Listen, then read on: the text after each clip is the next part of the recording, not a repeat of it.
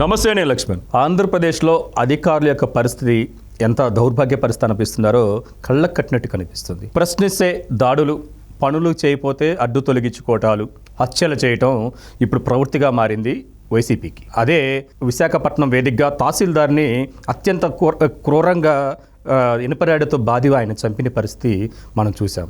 ఎందుకు అధికారుల మీద ఈ విధంగా దాడులు జరుగుతున్నాయి?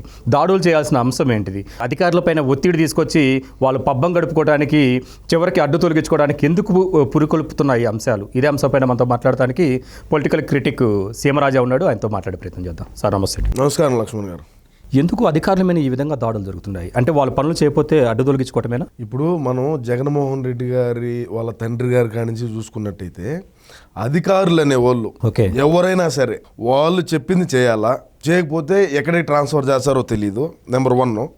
నెంబర్ 2, వాళ్ళు చెప్పిన పని చేసినారంటే రేపు వీళ్ళ గవర్నమెంట్ దిగిపోయిన తర్వాత గవర్నమెంట్ మారతానే వాళ్ళ మీద ఏ విధంగా ఐఏఎస్ ఐపీఎస్లు కూడా ఏ విధంగా జైలు పాలైనారు అనేది కూడా మనం చూసే ఉన్నాం గతంలో. అదే కోణంలో చూసుకుంటే తహసీల్దార్ గారు ఆయన సిన్సియర్గా ఉండేటువంటి వ్యక్తి.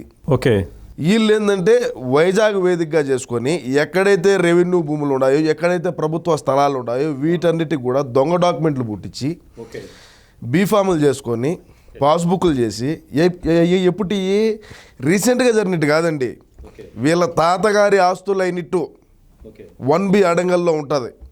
వీళ్ళ తాతగారి ఆస్తుల పేరు మీద ఎప్పుడో వీళ్ళ తాతలు పుట్టించినట్టు దొంగ డాక్యుమెంట్లు పుట్టించి పూర్వీకుల నుంచి సంక్రమించినట్టు ఆ విధంగా చేయమని చెప్పి ఆయనకు ఒత్తిడి ఉన్నటువంటి మాట అయితే వాస్తవమే. ఆయన ఏ ఒత్తిడికి కూడా లోబడేటువంటి వ్యక్తి కాదు. అదే కోణంలో చూసుకుంటే అక్కడి నుంచి ట్రాన్స్ఫర్ కూడా చేయడం అయితే జరిగింది. ఆయన్ను ట్రాన్స్ఫర్ చేసినారు. నువ్వు అంటే ఎప్పుడు కూడా మనం ఒక్కటి ఆలోచించాలి లక్ష్మణ్ గారు, మీరు ఎక్కడైనా చూసుకోండి, ఏ తహసీల్దార్ అయినా కూడా చూడండి, అవినీతికి పాల్పడేటువంటి తహసీల్దారుల గురించి నేను చెప్తున్నా.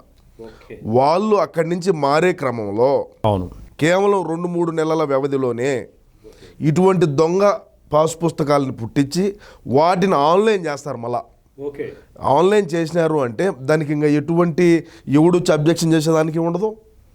ఆ పొలం పక్కా నీదేనీట్ అయిపోతుంది. ఆ పొలం కానీ ల్యాండ్ కానీ ఏదైనా సరే వాట్ ఎవర్ ఇట్ ఉండేది. అది కోర్టుకు వెళ్తే ఎన్ని సంవత్సరాలు పడుతుందో తెలియదు. వీళ్ళు ఇంకా తెలియదు ఏం చేస్తారో తెలిసిన 1B అయిపోతుంది. అలాగే చూసుకుంటే పాస్బుక్లు అయిపోతాయి. పాస్బుక్లు తీసుకొని ఇంట్లో పెట్టుకోరు. వీళ్ళు బ్యాంకు తీసుకొని బ్యాంకులో లోన్ పెడతారు. ఇంకా వాళ్ళకు ఇదిగా ఆడ బలపడేదానికి అనమాట, పక్కా వీడిదేని ల్యాండ్ అని చెప్పి వాళ్ళు ఆ పాస్ పుస్తకాలు తీసుకొని బ్యాంకుకు పోయి బ్యాంకులో లోన్ పెట్టుకొని డబ్బులు తీసుకుంటారు. ఓకే, ఒక బుక్ బ్యాంకులో వాస్తవం. ఆ విధంగా ఆ కోణంలో జరుగుతుంది. అదే కోణంలో ఇప్పుడు మనం చూసుకుంటే ఈయనకు ఒత్తిళ్ళు ఉన్నమాట వాస్తవం అయినప్పటికీ కూడా ఆయన ఏ విధంగా లొంగకుంటా ఉంటే ట్రాన్స్ఫర్ చేశారు. ఓకే, అదేలే. ట్రాన్స్ఫర్ చేసిన తర్వాత ఈ మరణం అనేది ఇది హత్య అనేది జరిగింది. ఇది చాలా బాధాకరమైనటువంటి సంఘటన. అవును కాదు, ఇప్పుడు భూమాఫియాకు అడ్డుపడ్డారను, భూమాఫియా ఆగడాలు ఇక్కడ చల్లవని చెప్పి ఒక సిన్సియర్గా చెప్పిన ఒక ఎంఆర్ఓకి ఆ పరిస్థితి పడితే హత్య చేశారు. దీన్ని ఎలా చూడాలనేది తర్వాత. కానీ గతంలో ఏదో అడ్డుకున్నారు, ఎంఆర్ఓ గారు విధులకు అడ్డుకున్నారని చెప్పిన చింతమనేని గారికి ఎన్ని కేసులు పెట్టారండి? అది అంత పెద్ద హైలైట్ చేశారు, పత్రికల మీద వాళ్ళ మీద హైలైట్ చేసి ఒక ఎంఆర్ఓ పైన దాడి చేస్తారని చెప్పారు. మరి ఇప్పుడు ఇదేలా చూడాలి, దీన్ని ఎలా చూడాలి? సార్ మనం ఒక అంశం బాగా మనం విశ్లేషణ చేయాలి లక్ష్మణ్ గారు. రాష్ట్ర ప్రజానీకానికి కూడా మనం తెలియజేద్దాం మీ ఛానల్ ద్వారా. అలాగే చూసుకుంటే అక్కడ చింతమనేని ప్రభాకర్ గారు ఆ రోజు పశ్చిమ గోదావరి జిల్లా కృష్ణా జిల్లా బార్డర్ అది. ఓకే, అక్కడ ఇసుక రీచ్ ఉండింది.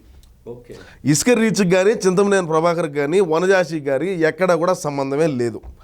డ్వాక్రా మహిళలతో చంద్రబాబు నాయుడు గారు డ్వాక్రా మహిళలకు అప్పచెప్పినారు. ఆ ఇసుకలో చింతమనేని ప్రభాకర్ గారికి అసలే సంబంధమే లేదు. ఓకే, ఆమెకు అసలు సంబంధం లేదు.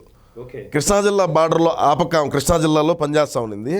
ఏమో పశ్చిమ గోదావరి జిల్లాలోకి వచ్చి మాట్లాడుతూ ఉండింది. అమ్మ ఇది నీ బార్డర్ కాదు, నువ్వు వీడికి రావద్దు, డ్వాక్రా మహిళలు చూసుకుంటున్నారు, ఇది మీకు సంబంధం లేదు, నాకు సంబంధం లేదు, ఎవరికి సంబంధం లేదు, బండ్లు ఎందుకు ఆపుతున్నావు అని అడిగిన పాపానికి ఆయన ఏమీ చేయకపోగా డ్వాక్రా మహిళలు ఎంఆర్ఓ వనజాక్షి గారు వాళ్ళిద్దరు కొట్టుకున్నారు. తగాదా జరిగింది, వాళ్ళిద్దరు ఆడవాళ్ళకి జరిగింది.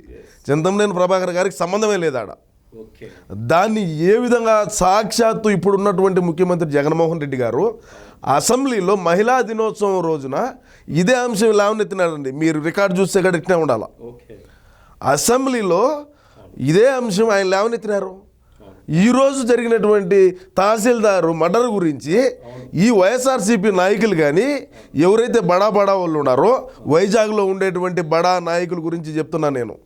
వైజాగ్లో ఉండేటువంటి బడా నాయకులకు మేము చేయమంటే మీరు డైరెక్ట్గా అతన్ని చంపేదానికే మీరు సిద్ధపడి చంపేసినారంటే, రాష్ట్రంలో ఉండేటువంటి ఒక మండల అధికారికే ఈ విధంగా జరిగిందంటే మండలంలో ఉండేటువంటి కార్యకర్తలు కానీ, మండలంలో ఉండేటువంటి ప్రజానికానికి కానీ ఏ విధమైనటువంటి రక్షణ ఉంటుంది అనేది మీరు ఒకసారి ఆలోచించండి సార్. రియల్లీ అండి. మరి గతంలో కూడా మనం చూసుకోవచ్చు, డాక్టర్ సుధాకర్ గారిని ఏ విధంగా హింస ఇచ్చారు. ఒక దళిత అధికారి మాస్క్ అడిగిన పాపానికి వెటనరీ డాక్టర్ గారిని రాయలసీమ ప్రాంతం కూడా చంపారు. ఇప్పుడు మనం చూసుకుంటే అధికారులమైన మీరు రాయలసీమలో ఒత్తిడి గురించి మాట్లాడారు. రాయలసీమలో ఒత్తిడి గురించి మాట్లాడినప్పుడు బోగస్ ఓట్లు సృష్టించిన ఒక ఉరవకొండకు సంబంధించిన ఒక సీఈఓని సస్పెండ్ చేశారు. అధికారులమైన ఈ విధంగా ఒత్తిడి వినకుంటే ఈ హత్యలు ఎందుకంటే ఈ హత్యాకాండలు? హత్యాకాండలు అంటే లక్ష్మణ్ గారు, జగన్మోహన్ రెడ్డి గారి ఆలోచన విధానం అండి ఇది. నమ్మిన వాడు ఎవడైనా సరే మన మాట విన్నాడు అంటే వాడికి ఏమైనా చేస్తారు.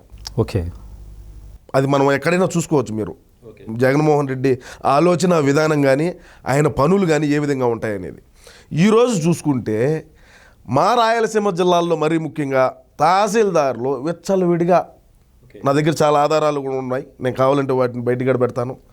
తహసీల్దార్ గారు దొంగ డాక్యుమెంట్లు సృష్టించి ఏ విధంగా చేసినారు అన్నమయ్య జిల్లాలో అంటే, నేను స్వయంగా నా ఛానల్లో కూడా మాట్లాడుంటాను. 2-3 వీడియోస్ 2-3 మండలాలకు సంబంధించిన తహసీల్దార్ గురించి మాట్లాడండి. అందులో ఒక లేడీ గారు కూడా ఉన్నారు. ఏం చేద్దాము? ప్రజానికి ఇప్పుడు ఎవడైనా పేద సాదా బడుగు బలహీన వర్గాలకు చెందినటువంటి వ్యక్తులు తహసీల్దార్ గారికి ఎందుకు పోతారండి? ఏదో నా పేరు ఒక రోజు తప్పు ఉందనో, లేదా నాకు ఆన్లైన్ ఎక్కలేదనో, లేదా ఒకసారి నా భూమిని సర్వేకి పెట్టండి అని చెప్పో చిన్న వాటికి చిన్న అంశాలకు పోతారు. వీళ్ళేం పెద్ద వాడికి ఉండేది ఎకరమో 1/2 ఎకరమో పొలం ఉంటుంది. ఆ 1/2 ఎకరాన్ని కూడా వాడు కాపాడుకోలేటటువంటి పరిస్థితిలో ఈరోజు జగన్మోహన్ రెడ్డి గారి ఆలోచన విధానం, ఆయన పనితీరు ఉండదని నేనైతే చెప్పదలుచుకుంటా. ఇది మొత్తానికైతే ఆంధ్రప్రదేశ్లో అధికారుల మీద ఏ స్థాయిలో ఒత్తిడి వస్తుందో మనం చూసాము. ఈరోజు నిజంగా దురదృష్టకరం. విశాఖపట్నంలో ఆ ఎంఆర్ఓ మీద దాడి చేసి చంపడం అనేది చాలా దురదృష్టకరం. ఇది రెవెన్యూ సంఘాలు మొత్తం ఖండిస్తున్న పరిస్థితి. ఉద్యోగ సంఘాలు ఏ విధంగా దీనిపైన స్పందిస్తే చూడాల్సి ఉంది. మరొక అంశంతో మళ్ళీ కలుద్దాం.